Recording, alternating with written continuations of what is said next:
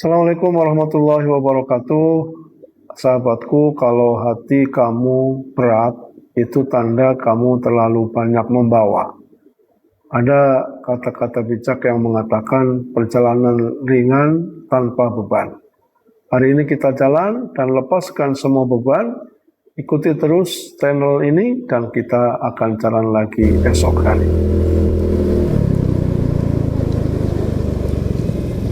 Kaisar Agung Seni Bela Diri Bab 2137-2138. Kemunculan Xian memang memicu sedikit kegaduhan, namun hal itu sama sekali tidak memengaruhi jalannya pertarungan di atas panggung. 5 hari berlalu, dan babak penyisihan anggota luar akhirnya mencapai puncaknya. 10 nama terbaik telah diputuskan, dan nama Luo Xiu bertengger dengan kokoh di dalam daftar tersebut. Berakhirnya babak eliminasi ini menyisakan beragam rasa, ada tawa kegembiraan, ada pula tangis kekecewaan. Para anggota luar yang gagal atau tidak ikut serta menatap 10 orang ini dengan pandangan penuh rasa iri dan emosi yang campur aduk. Bagaimanapun, masuk ke 10 besar berarti satu kaki mereka sudah melangkah menjadi anggota inti. Luo Xiu. Saat pertarungan usai, Luo Xiu berniat untuk segera meninggalkan lokasi. Namun, langkahnya terhenti ketika suara merdu Pri Yun Meng memanggilnya. "Oh, kau sudah mempertimbangkan untuk melakukan kultivasi ganda bersamaku." Luo Xiu berbalik perlahan, menatapnya dengan senyum tipis sambil memindai lekuk tubuh wanita itu dengan tatapan liar yang sengaja ia buat untuk menggoda.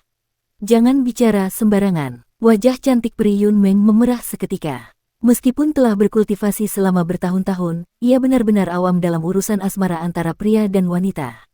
Kata-kata yang ingin ia sampaikan mendadak tersangkut di tenggorokan. "Apa yang kau katakan tadi? Coba ulangi kalau berani." Tiba-tiba, seorang pemuda berpakaian putih melangkah mendekat dengan gaya yang sangat angkuh.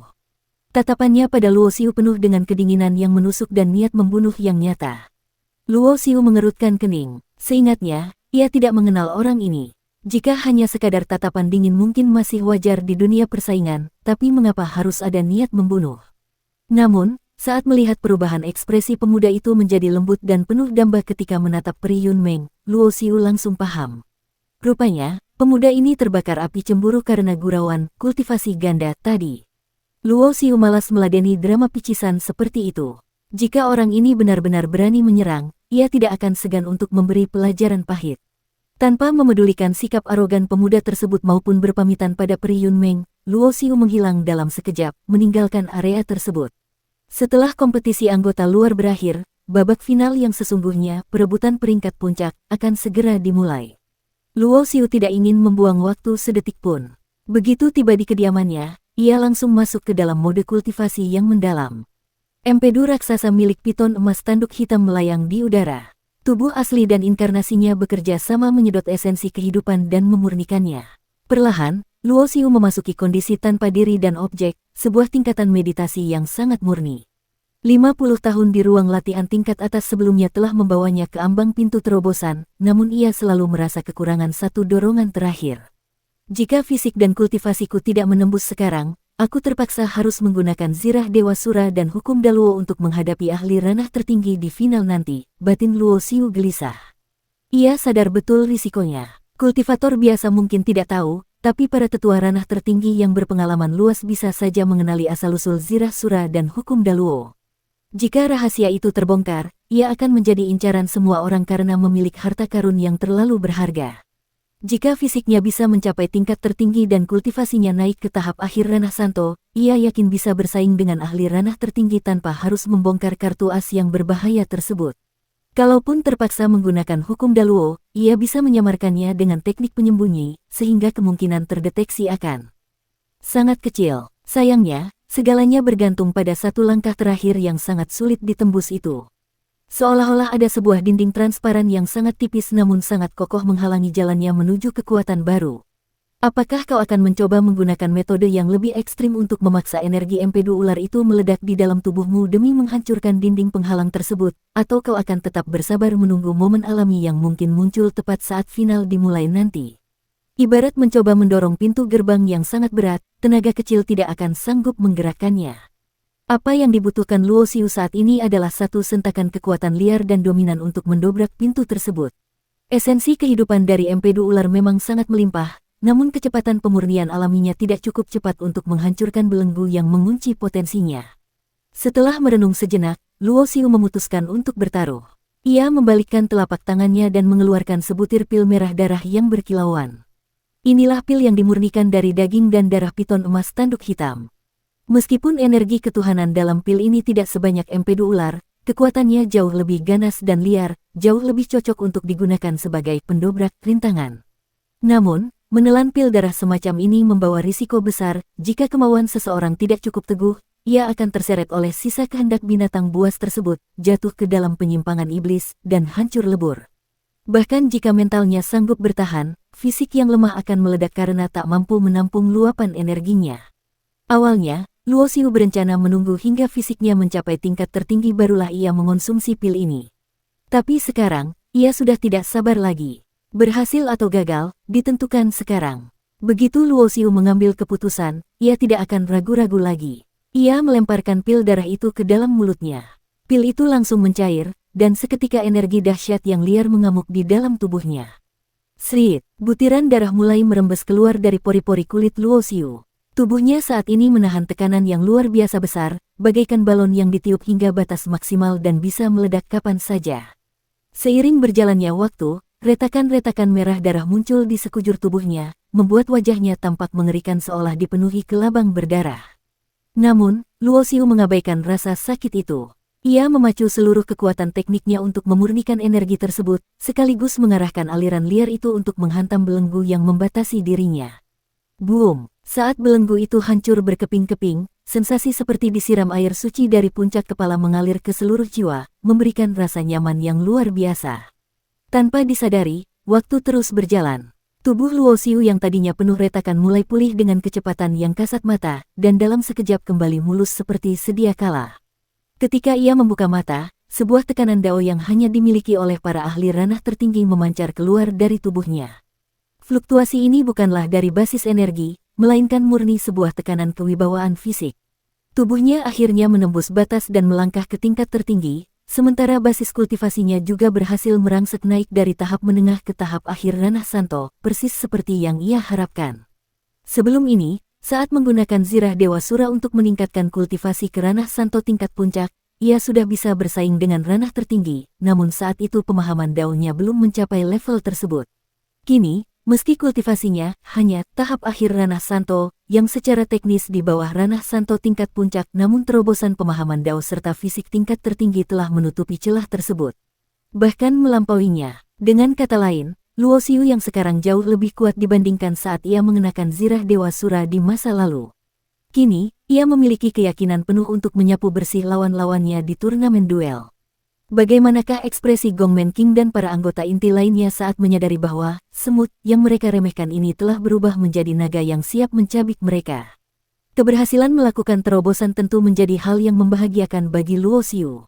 Namun, saat ia melangkah keluar dari kediamannya, ia langsung disambut oleh sosok peri Yun Meng yang berdiri di depan gerbang pavilionnya. Dilihat dari gelagatnya, wanita itu sepertinya sengaja menunggu Luo Xiu keluar.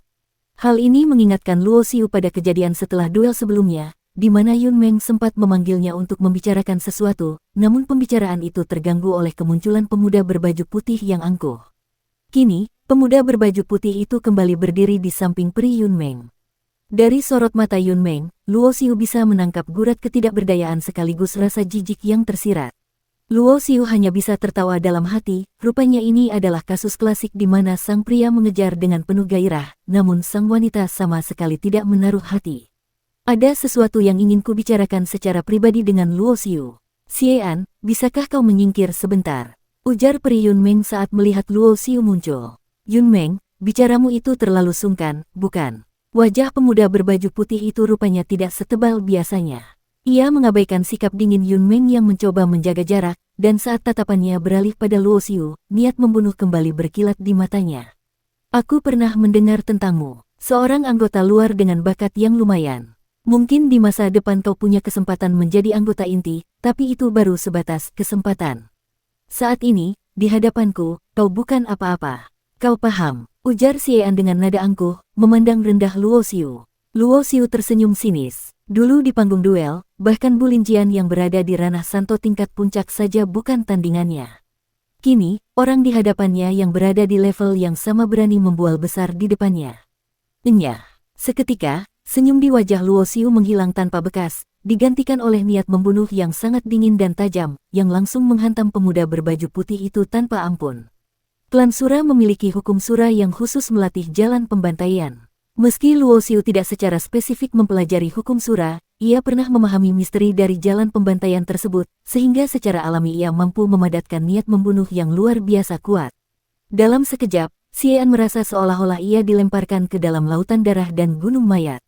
Ia berhalusinasi melihat warisan daunnya dibantai abis, semua orang tewas, dan darah merah pekat menenggelamkan langit, bumi, serta segala isinya. Akibat guncangan pada mentalnya, Xie An memekik kaget dan langkah kakinya mundur berturut-turut tanpa sadar. Saat ia tersadar, ilusi mengerikan itu lenyap. Ia baru menyadari bahwa dirinya baru saja terpengaruh oleh tekanan niat membunuh lawan, bahkan dahinya sampai mengeluarkan keringat dingin. Hal ini membuat wajah Xie An terasa panas membara karena malu. Sebagai anggota inti yang selalu ia banggakan, ia justru dibuat ketakutan oleh seseorang yang kultivasinya lebih rendah darinya. Baginya, ini adalah penghinaan besar terhadap harga dirinya. Kau berani menyerangku secara licik. Xie An adalah tipe orang yang sangat menjaga reputasi, jadi ia tentu tidak akan sudi mengakui bahwa mentalnya tidak sanggup menahan tekanan niat membunuh lawan. Menyerang licik, Luo Xiu tertawa getir. Ia belum pernah melihat orang dengan kulit muka setebal ini. Seseorang yang bahkan tidak punya keberanian untuk menghadapi kegagalannya sendiri, apakah layak melangkah di jalan menuju puncak kekuatan? Bisa dikatakan, orang seperti ini, setinggi apapun bakat dan potensinya, pada akhirnya tidak akan pernah bisa melewati ujian hati daunnya sendiri. Seumur hidupnya, ia jangan pernah bermimpi untuk mencapai prestasi besar yang sesungguhnya. Apa, kau tidak berani mengakuinya? Jika bukan karena kekuatanku jauh lebih unggul darimu, aku mungkin sudah terluka akibat serangan licikmu tadi. Masih mau mengelak, Xie An terus menggertak dengan wajah dingin yang dibuat-buat. Karena kau berani mencuri serangan padaku, kau harus menanggung konsekuensinya. Di turnamen duel nanti, jika kau sampai bertemu denganku, kupastikan kau mati tanpa liang lahat. Setelah melontarkan ancaman itu, Xie An berbalik dan pergi dengan angkuh, meninggalkan Luo Xiu yang terpaku di tempatnya, benar-benar kehabisan kata-kata menghadapi logika sedungu itu. Luo Xiu menggelengkan kepalanya, malas memikirkan pemuda yang terlalu tinggi hati tersebut. Ia memilih untuk segera menuju gedung perdagangan tempatnya menitipkan pil. Ia memperkirakan akan ada tumpukan kristal kekacauan dalam jumlah besar yang menantinya. Saat ini, bukan hanya istana Zhaohua yang mengadakan turnamen sejuta tahun sekali. Di Aula Dixing, sudah menjadi tradisi bagi 3 kekuatan besar, termasuk Dojo Mo Luo dan Dojo Jin Shen, untuk mengadakan kompetisi di periode yang sama. Tujuannya jelas, memberikan penghargaan nyata bagi anggota berbakat demi mengikat kesetiaan para jenius tersebut. Dalam situasi kompetitif seperti ini, pil-pil hasil pemurnian Luo Xiu pastilah menjadi komoditas yang sangat diburu. Benar saja, baru saja kaki Luo Xiu melangkah masuk ke gedung perdagangan, si manajer paruh baya langsung berlari menyambutnya dengan semangat yang berlebihan. "Tuan, Anda akhirnya datang juga." Dulu, manajer ini memang bersikap sopan, namun tetap menjaga kewibawaan. Tapi kali ini, ia tampak seperti cacing kepanasan. Tatapannya pada Luo Xiu begitu mendamba, persis seperti seorang istri muda yang sudah bertahun-tahun tidak mendapat perhatian suaminya. "Manajer, bisakah kau mengontrol tatapanmu itu?" Luo Xiu merasa merinding. Tak perlu bertanya pun ia tahu penyebabnya, pil-pilnya terjual sangat laris hingga stok di gedung perdagangan habis total, membuat manajer ini menanti kedatangannya siang dan malam. Manajer parubaya itu tersenyum canggung dan segera berkata, "Tuan muda, apakah Anda membawa stok kali ini? Awalnya kita sepakat pasokan setiap 10 tahun sekali, tapi Anda menghilang selama puluhan tahun." Si manajer terus berkeluh kesah, seolah-olah hendak menangis. Luo Xiu tahu itu sedikit berlebihan, gedung perdagangan sebesar ini tidak mungkin hanya bergantung pada pil buatannya untuk bertahan hidup. Hanya saja, keuntungan dari pilnya memang sangat besar hingga membuat si manajer mencium peluang bisnis yang luar biasa. "Karena aku harus fokus berkultivasi, waktu untuk meramu pil tidak banyak." "Hanya ada segini," ujar Luo Xiu tenang sambil menyerahkan sebuah cincin penyimpanan berisi pil yang baru ia murnikan. Meski jumlahnya tidak seberapa, wajah manajer itu langsung berseri-seri. Ia pun segera membalas dengan menyerahkan sebuah cincin penyimpanan kepada Luo Xiu. Di dalamnya, kristal kekacauan menumpuk bagaikan gunung, memancarkan cahaya ungu yang menyilaukan, sebuah simbol kekayaan yang masif. Setelah transaksi selesai, Luo Xiu tidak berlama-lama. Sebelum pergi, ia hanya menitipkan pesan agar manajer tersebut membantunya mengumpulkan pil yang dimurnikan dari daging binatang tingkat kekacauan, atau lebih baik lagi jika bisa mendapatkan bangkai utuh binatang tingkat kekacauan tersebut. Bagaimanapun, meski sama-sama pil darah, teknik pemurnian setiap orang berbeda. Alkemis yang tidak mahir akan membuang banyak esensi kehidupan, sehingga khasiat pilnya berkurang drastis. Bagi Luo Xiu, akan jauh lebih ideal jika ia mendapatkan bangkainya secara utuh dan memurnikannya sendiri dengan tekniknya yang sempurna. Bagaimana rencanamu selanjutnya? Apakah kau akan langsung kembali berlatih untuk mematangkan kekuatan barumu? Atau kau ingin berkeliling aula Dixing sejenak untuk memantau siapa saja lawan terkuat dari dua dojo lainnya yang mungkin akan menjadi batu sandunganmu?